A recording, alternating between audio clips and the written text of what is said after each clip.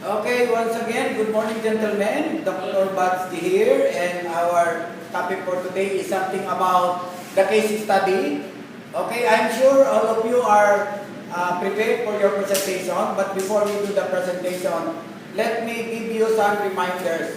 Okay, now the case study is a very useful technique. No, this is a method or strategy for teaching. In order to generate and develop the logical thinking skills, analytical thinking skills, decision-making skills, which are more or less done in groups. In other words, it also develops the soft skills for team building, cooperation, communication skills, which is a variable for doing a lecture most of the time. Now, in the teaching profession, if you make use of case study, it gives opportunity for the students to develop by themselves a strategy on how they are going to learn the information, develop the habit of doing things by themselves, especially this type of pandemic.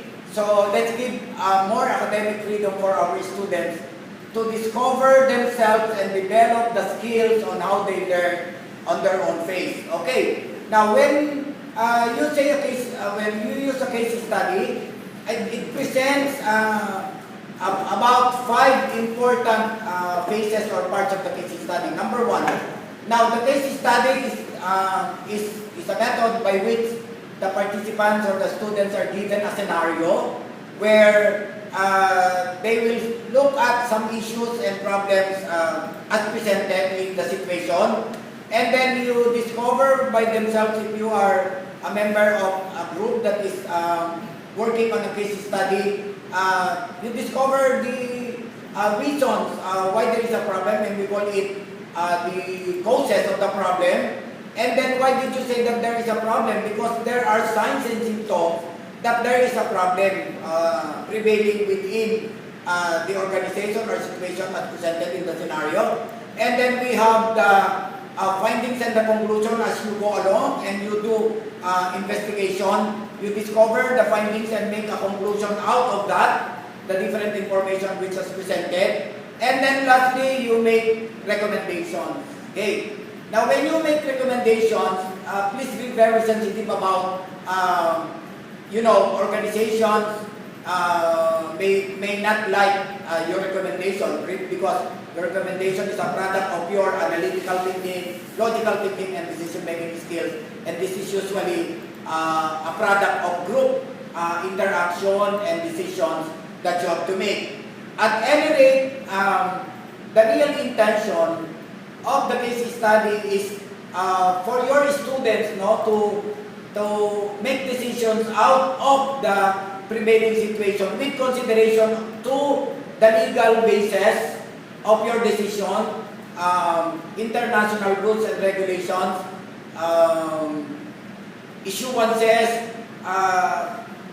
the laws prevailing in a particular community or the place where the situation is as presented in the scenario. Okay? So, all of you will be presenting the decisions that you have arrived at, and let's see how it goes. Now, when you use a case study, respect the opinion and the feeling of your students, because that's how they are, and their decisions are based on their past experiences, learning experiences that would influence their making a decision and arriving at the findings and the conclusion, and therefore make their own recommendations. Okay? So that will guide you throughout the process of presenting a case study.